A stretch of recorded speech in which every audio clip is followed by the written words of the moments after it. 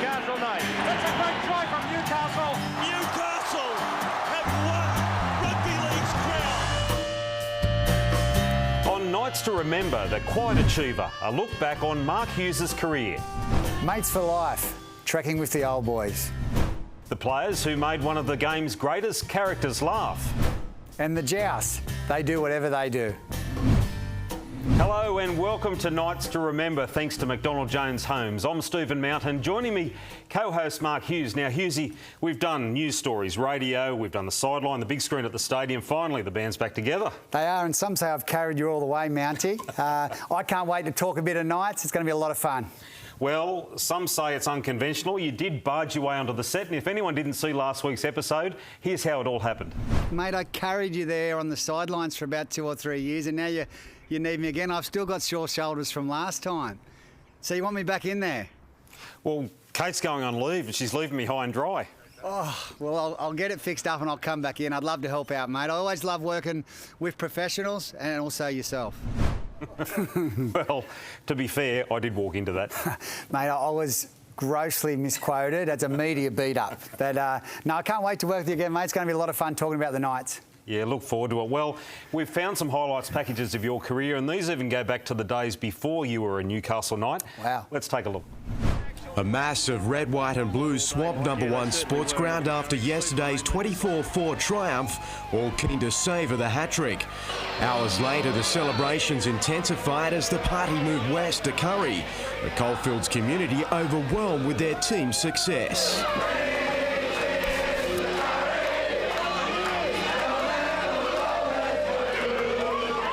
And one of their favourites last night was 18-year-old Mark Hughes, who recovered from a battering in the opening minutes to score 2 tries. Quickly out to Mark Hughes. Mark Hughes for the corner, and he scores in the corner. It's amazing. I was in the crowd last year, just a young kid watching it, and all of a sudden I'm thrown in there. And now it's done me kind of good. I just want more of it, just like the rest of them. Making his first grade debut, 20-year-old Mark Hughes will play winger for the Knights against the Roosters. It's been something I've been striving for all my life, and for it to happen this week, so I just can't wait for the game. A flat ball to Mark Hughes. Back inside for Darren now, but the flyers away. He's beaten Darren Withers. It's out. There's numbers here for Newcastle. O'Davis fires the ball out for Hughes. Shoots for the corner. Stretches out. The Knights have scored again. To Muir. Pushes off one. Over the top to Mark Hughes. Diving for the line. I think he's there. And Adam Muir will free it up for Mark Hughes, and Hughes will go. Oh, that's a great tackle by Mark Hughes. Well, back before it all started, you came down as a kid from Curry. And was it always going to be a career in sport, and was it always going to be rugby league? I certainly had dreams of it, Mountie, but it was a long way away. You know, I was a Curry boy playing football for Curry. Didn't get a start in Knights juniors like a lot of others. So when I was 18, I was playing grade out at Curry. And then when I was 19, the under-21s coaches, Peter Brady, Shane Lee, Curry boys, we sort of stick together, gave me a trial.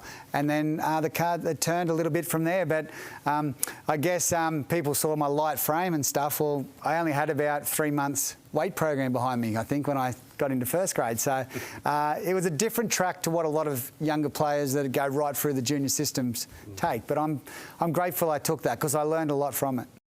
Yeah, you brought up your physique. I think shoulders like a coat hanger has been mentioned in the past. But Brown snake, yeah. That's the one. Do you look back on your career as just a hell of a ride? What a ride, Mountie. You know, the town was buzzing. You had this amazing football team. Amazing leaders, Paul Harrigan, Tony Butterfield, Mark Glanville, these superstars, the Johns brothers and Adam Ewers and some really young guys, you know. At the time when I came in, Owen Craigie, Matt Gidley, Danny Medeiros was a year or so off, bursting onto the scene. So it was a great time to be a Knight, and I was scratching myself, you know. I couldn't believe that I was there amongst all these people living my dream. Underestimated's a tag that sometimes is linked to you. Are you happy to take that title because I suppose you were the ultimate team man?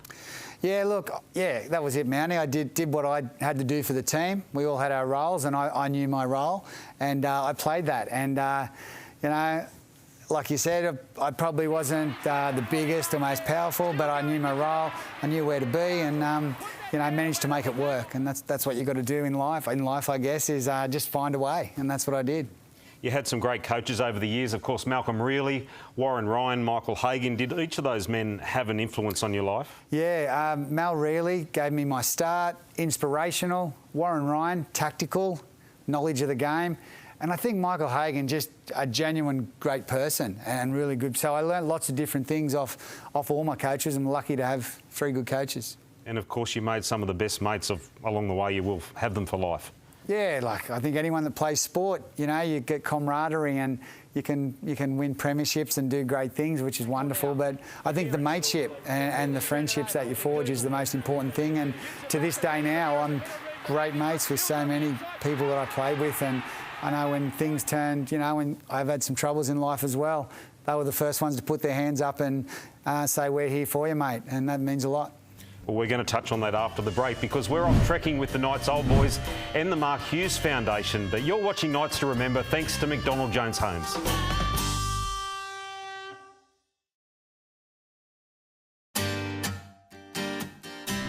You're watching Knights to Remember thanks to McDonald Jones Homes with guest co-host Mark Hughes. Now, we touched before the break on the mates for life you've made through football, but bring it forward a little bit. Mark Hughes, the businessman, was emerging, things were on the rise, and then all of a sudden you got whacked for a 6. Sure did, and you know, that's life. Sometimes you don't see things coming. I didn't see it coming, my family didn't see it coming, but it happened. So I had to react, had to fight back, and I think my rugby league background certainly helped with that, and the Mark Hughes Foundation was formed. You're often quoted as saying cancer chooses you, and it's something I've brought up with other interviews we've done. You stand by that? I did a lot for the community as a player, and I felt at the stage of my life I was looking to commit to a charity and just throw my energies into that. And then from nowhere, brain cancer sort of chose me. So that was what I had to.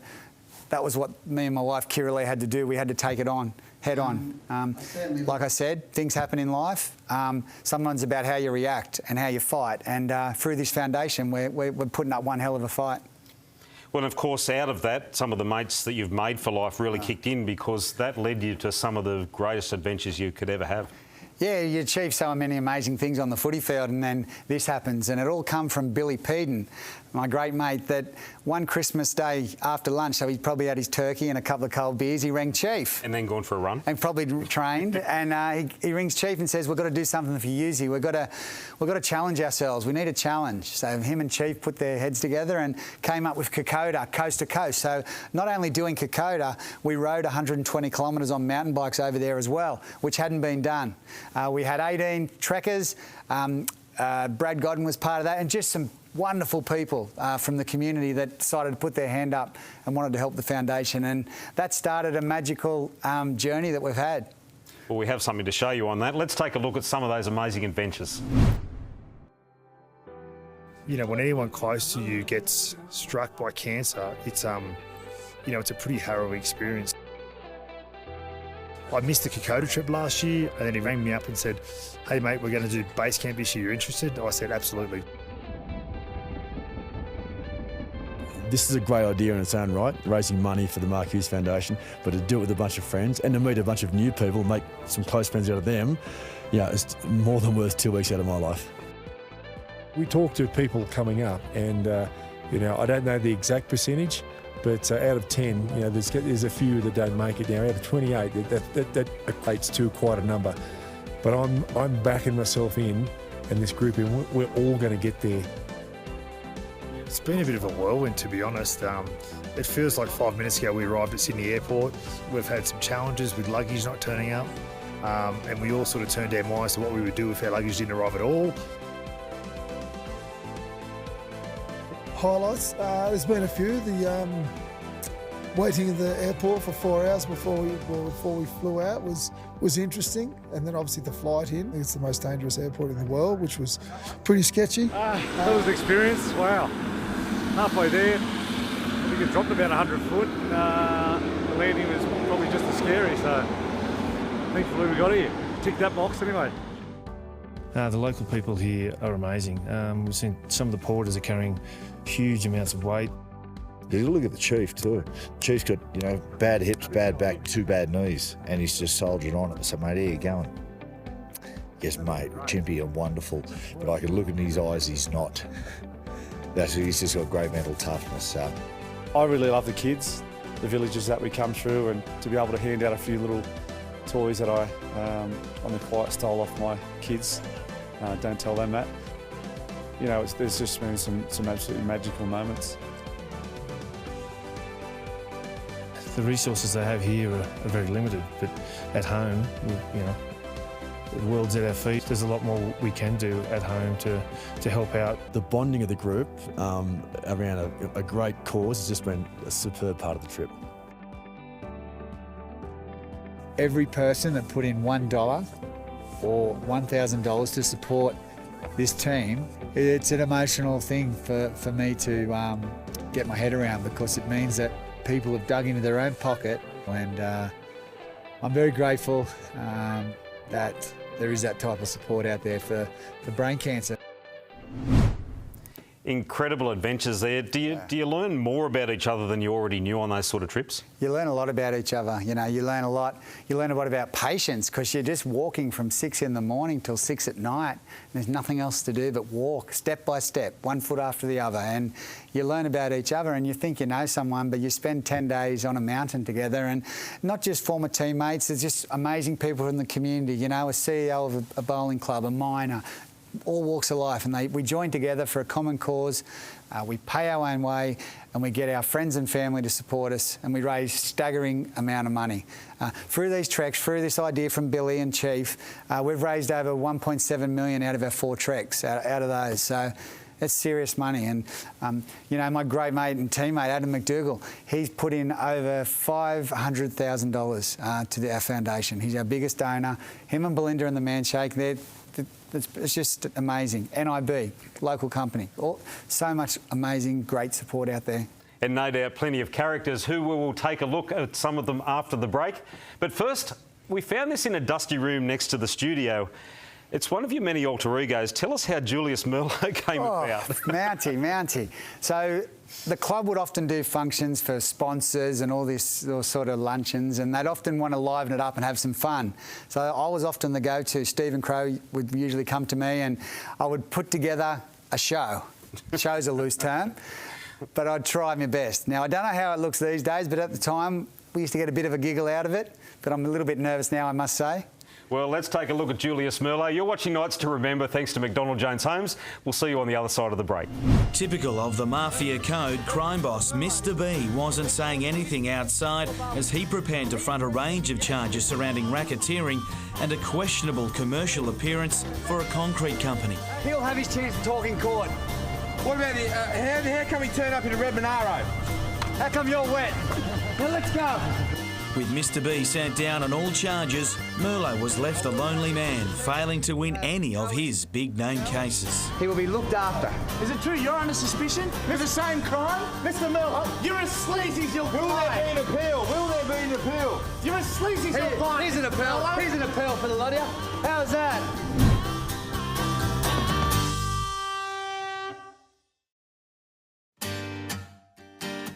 Nights back, Matthew Gidley is as popular behind the counter of his new butcher shop as he is on the field. Gidley has bought the business, teaming up with younger brother Kurt, who plays in the Knights juniors and is also an apprentice butcher. The Ellamore Vale shop is a shrine to the blue and red, but its new owner says he won't be getting his hands dirty. I think I'll be leaving the butcher room to him. I want to try and keep all my fingers for the footy, so he can have that. I'll try and follow in his footsteps, but he's teaching me stuff along the way. I'll teach him stuff about me. He's going to teach me about football, so yeah, it'll be good. You see Matty there up the back and doing nothing? Yeah. Well, that was good. I mean, they both carved up at times on the field, but I didn't do too much carving behind that counter, I can tell you. That's for sure. Well, they'll feature just now because you've brought us plenty of laughs over the years, but we thought it was worth asking about some of the teammates who made you laugh along the way. And, of course, we start with the two Gidley boys.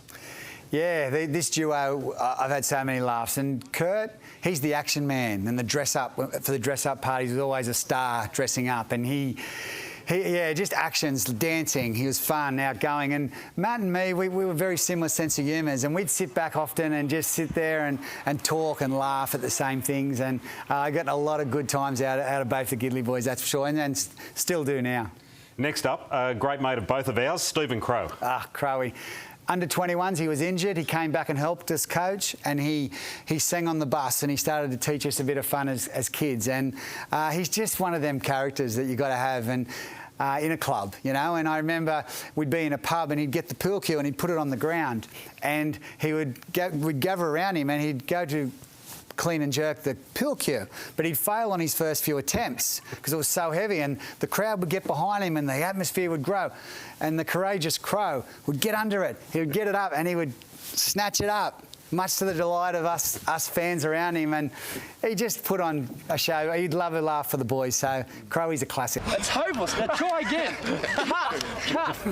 Righto, well, next on is one of the most sizable humans you've ever seen, Matty Parsons. Oh, Parso, what a character, and what a wonderful player he was for the club. But I remember when he first came, we had our induction day.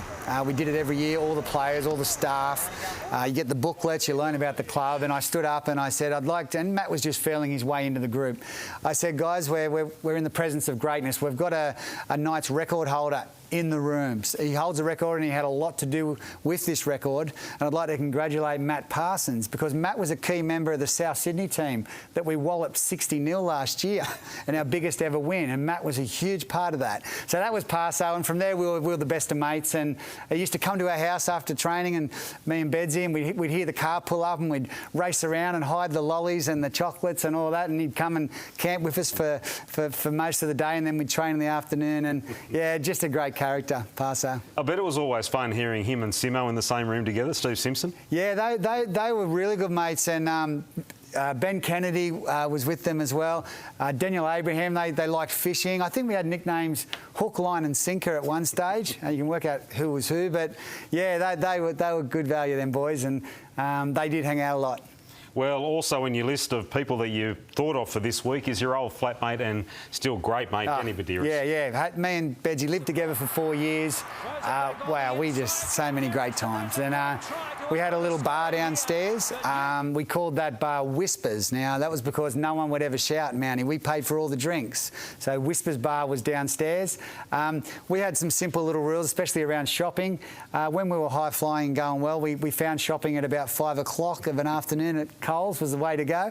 If things weren't going so well, a nice late-night shop, 10 p.m. or so, we found that. I'll tell you what, if the home delivery was in, we could have used that. That was before our time, but yeah, me and Bedsy, countless amazing good times, yeah. I know these aren't rated because there's too many teammates to mention who did make you laugh, but strap in for the ride when you're out with Joey. Yeah, wow, Joey, you know, and Matty gets a lot of, and Matty's a funny, obvious guy, but I thought with Joey, just so many great things. I remember we were in Sydney and we were out one night, and word was that Kylie Minogue was upstairs in this private function, and security come down and said, oh, Kylie Minogue's happy to have you footballers up to meet her. So we went up and we met Kylie Minogue.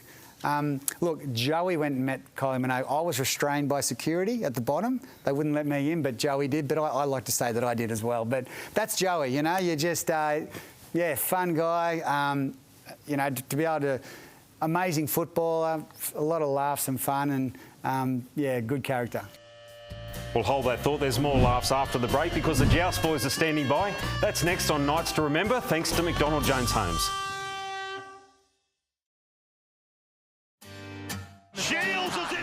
You're watching Nights to Remember thanks to McDonald Jones Homes with guest co-host Mark Hughes. Now, you've been a guest of the Joust over the years. Nothing but praise? Nothing but praise. You know, they love footy, love the Knights. Lots of the boys have spoke to them, and they're really good, really knowledgeable on the Knights, which is good. Well, let's see what they've got to say.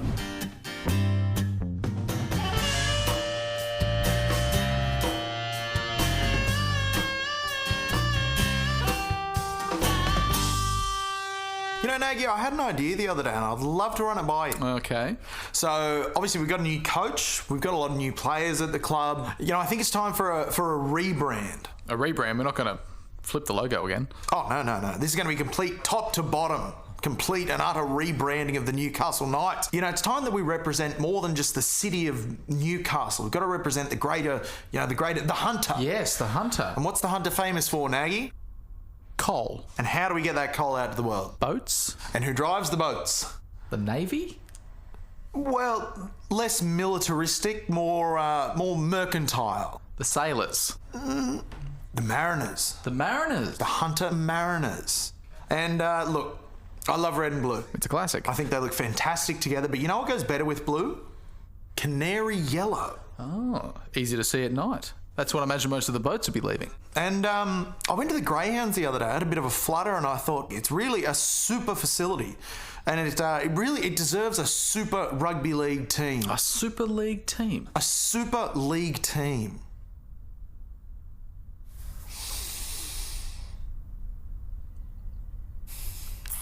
No, it'll never work. I'll give them a year.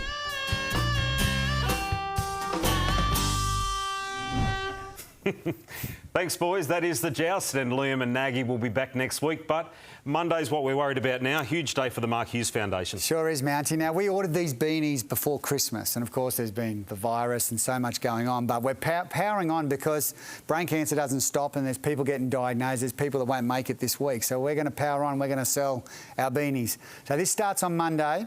They're $25. The kids' ones are $20. Now, you can only get the kids' one online. Lowe's Australia, you can get them at Lowe's across Australia, selected IGAs, and of course on the Mark Hughes Foundation website, you'll be able to order them online, Mounty. So a must-have for winter. They're warm, comfortable, loving the beanie, so we'd really love your support if you're in a position to be able to get one. It's credit to the work you, Kiralee, Chris Badiris and all your team do behind the scenes. Good luck on Monday. Well, that's all we'll have time for, but you're coming back next week? Coming back next week, mate. I've got to come back. I loved it. Love to have you here. Good to work with you again. Well, we'll leave you with a trip down memory lane. You've been watching Nights to Remember, thanks to McDonald Jones Homes.